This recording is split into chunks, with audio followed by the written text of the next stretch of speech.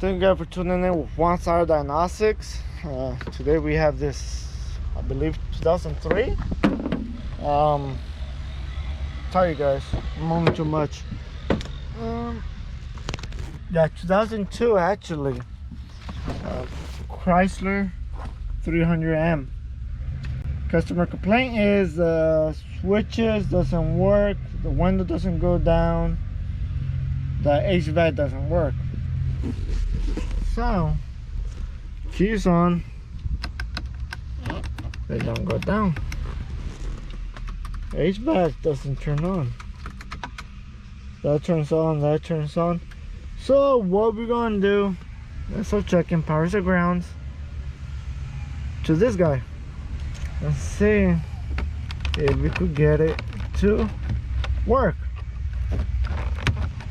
Well, let me get a little bit of service information and see what I'm missing and go from there.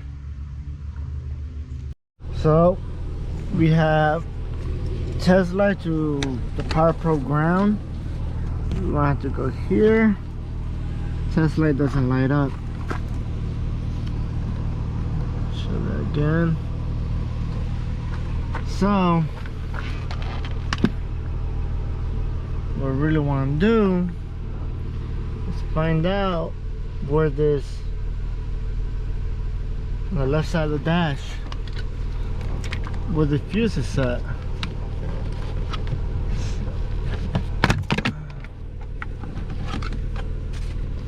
Circuit breaker 1.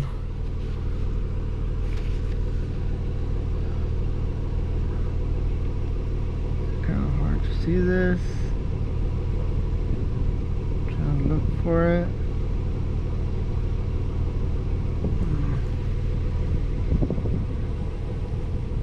In one sec.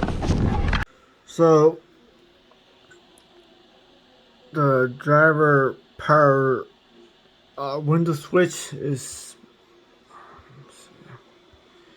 being powered by the circuit breaker 1. It's a 20 amp.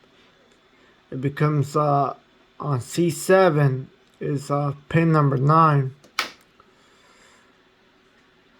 That's on the fuse box, but on the switch it becomes pin number 1. That being fed by let's see, I think is right here. Let me see.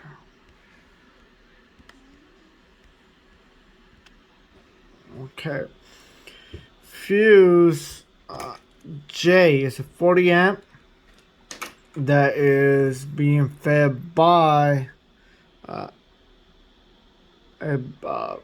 power wire that comes straight from the battery, and then goes through a remote jump post that is in let's see, power distribution center. I think that is in the front engine compartment. Well, in the engine compartment fuse box. It's a 40 amp. Is pink with black. And then it feeds our ignition switch. So on pin 7, which is pink with black, when the contact point goes to the run position, it feeds pin number 10, which is black with orange. And that feeds the whole circuit right here. Let me zoom out. Okay. I'll try to zoom the best I can. Give me 1 sec. Do the best I can, but I will name out what it is. Circuit breaker number 1 is a 20 amp. It feeds the left front power window switch. Fuse 23 is a 30 amp. It feeds the automatic temperature control power module, or the blow motor resistor block. Now, it depends what type do you have, and that what it feeds. Fuse 17, it feeds the transmission range sensor, controller anti-lock brake system,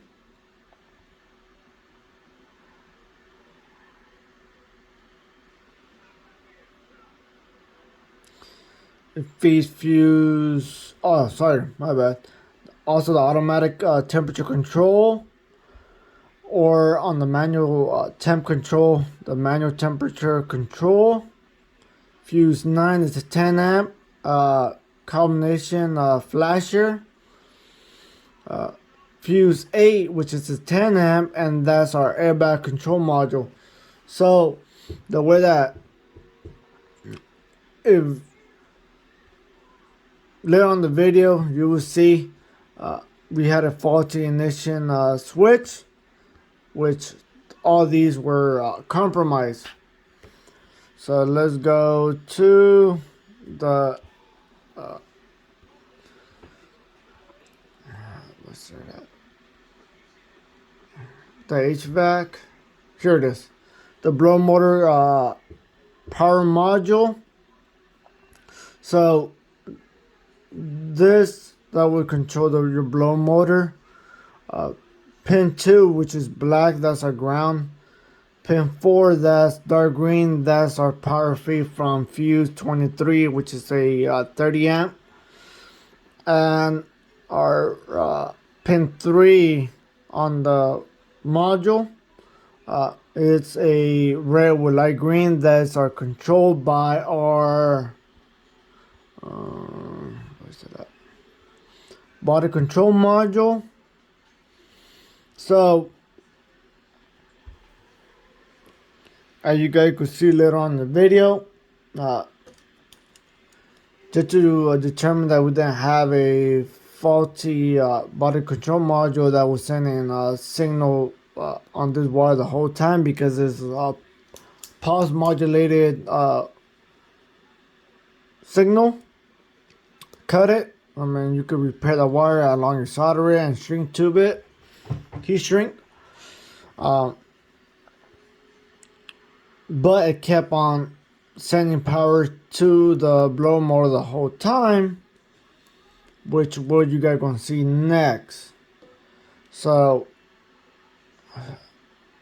I believe that will start drawing more current, which ended up heating up the wire, which was causing the ignition switch to fail and cause it to short out internally. Like you guys can see, here is that blower motor control module. As you can see, all this is corrosion. Right here, you can see where it's burnt, the trace, same as over here.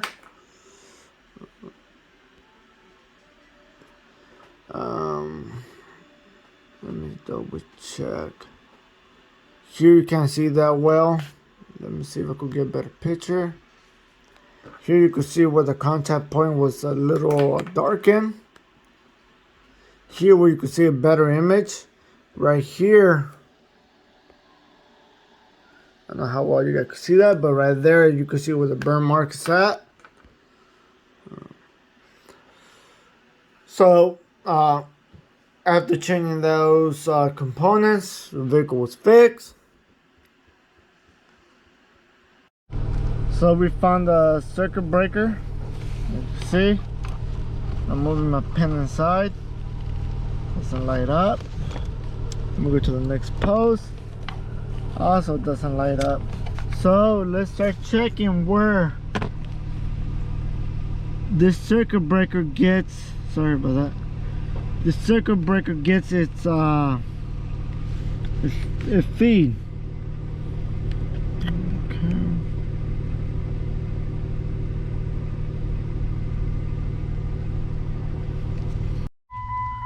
So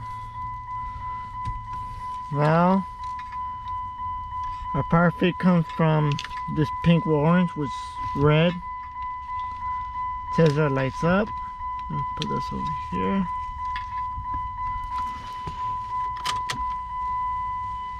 You can see the dashboard lights up. Let me go right here. You can see nothing happens. Let me go get a jumper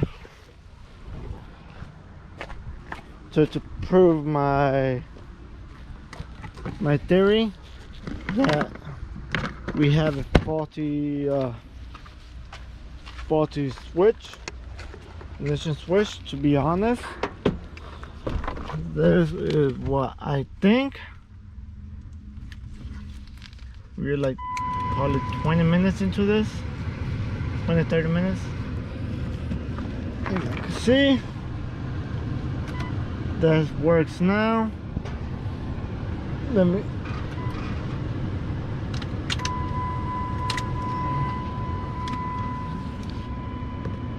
that lights up now. I'm gonna connect this, bring the windows down. So I have a blow motor, well, the HVAC unit disconnected. You can see it's from the junkyard. So here's the wire that goes to it, and we're gonna look for the blow motor control module. I'm gonna have to fix this. I'm gonna have to buy another one of these, and you can hear it blowing. So time to find out where the thing lives at and take it off. It's the lower right side of HVAC assembly, so it should be over there. Let me get you guys. There's connectors. This goes to the blow motor. This goes to the module. So we're gonna do two things. We're gonna test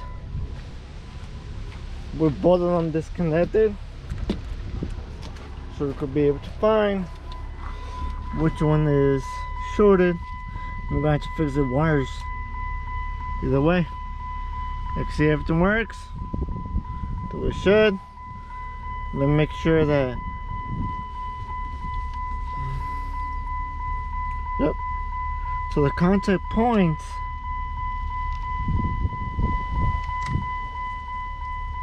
let me make sure I have a good ground. So this light works. So my theory is circuit breaker was there to protect everything else, but ended up damaging the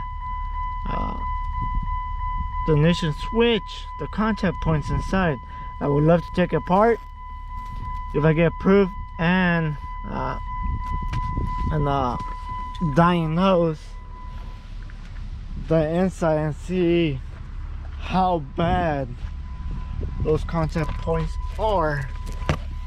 So what we're going to do right now is grab this connector, put it back. We have the blower motor disconnected, and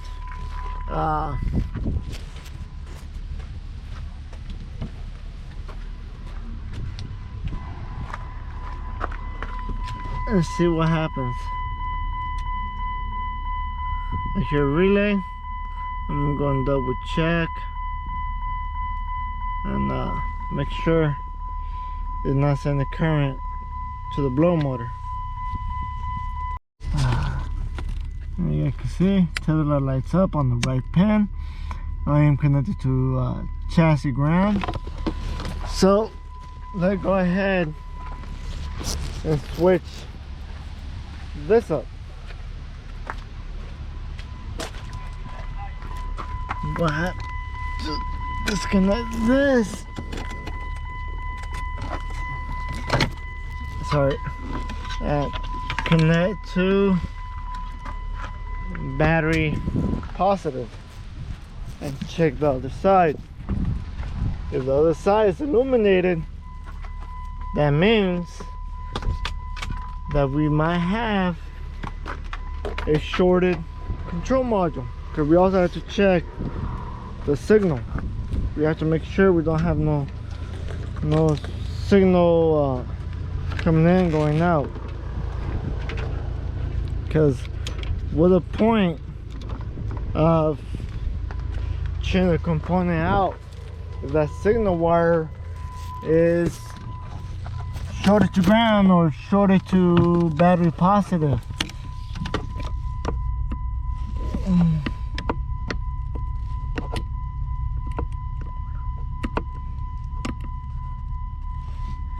Oh, you guys can see that? Does not light up. Do we have a faulty blower motor that's shorted? Let me double check, make sure my test light is working. Because it'd be embarrassing to use a test light works.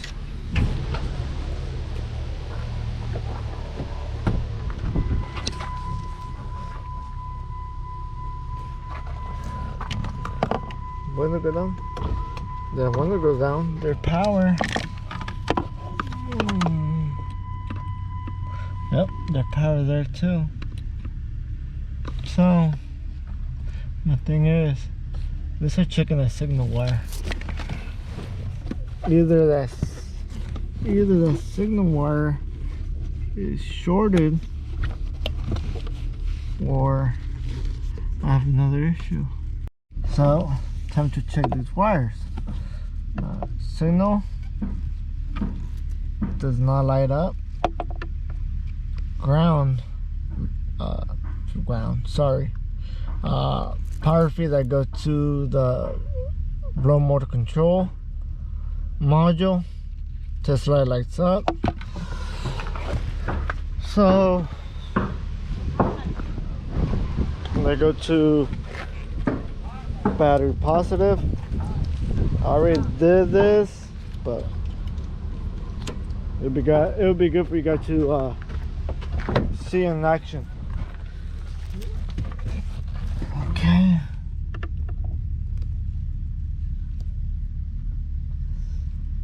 Just a little bit right there.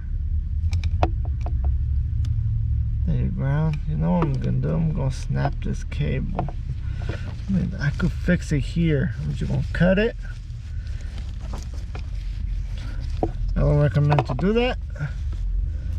But if I cut it and I connect it and the blower motor doesn't spin, there's a wire rubbing. That's simple. Now you guys can see the wires already cut. That's a signal wire, which I'm gonna have to repair. You guys can hear the blower motor spin. So we do have a faulty control module for the blower motor, and we have a faulty blower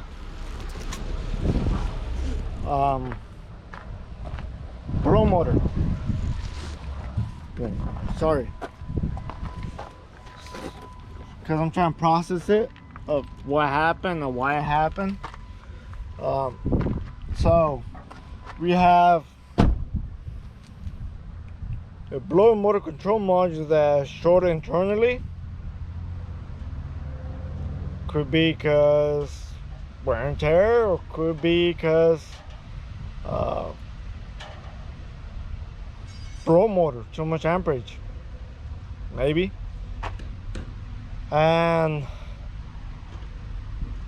that will cause the pin to overheat. The reason why I had Pierce probe that damaged, well, 2 of them. That will always buy them cheap, because it does happen. And a Pierce probe, because they're cheap. And we were clearly able to see the fault. So vehicle gonna need blower motor control module, a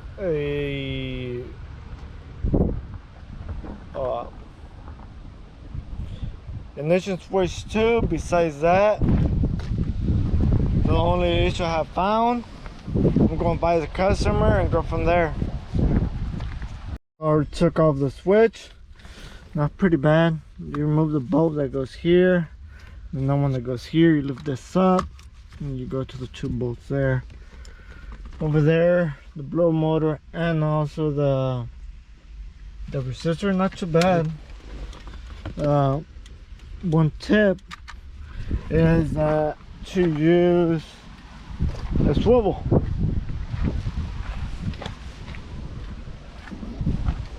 here, the blower motor, the winding don't look that bad. Some of the contacts, they look bad,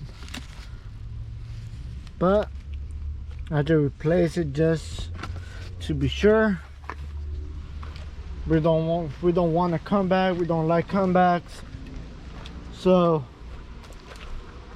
while we at it, let's go ahead and do this the right way. The cheap way is never good. The right way is not cheap. So the people that watch and think this is DIY, kind of is and kind of isn't. You have to diagnose. You have to know how the system works, because it's not that easy. You have to get to the proper training, have the proper equipment, have the proper knowledge to be able to get something like this. I mean, yeah, it was a switch, but why did the switch fail? Because of the blower motor control module. Why did the blower motor control module fail? Corrosion, resistance, wear and tear, blower motor shorted out, higher amplitude. So lower resistance, amplitude goes up. I'm gonna start taking it apart and see what I find. But look, GM. There you go. You see that contact point right there? That one leads to be this one right here. If this is correct, this should be, this one should be this pin right here. And there you go. Another way to prove is the switch is bad. So right now we got done putting back car together, and we've been letting it run for about 10 minutes to make sure there's not something else that might cause this fault. As you can see,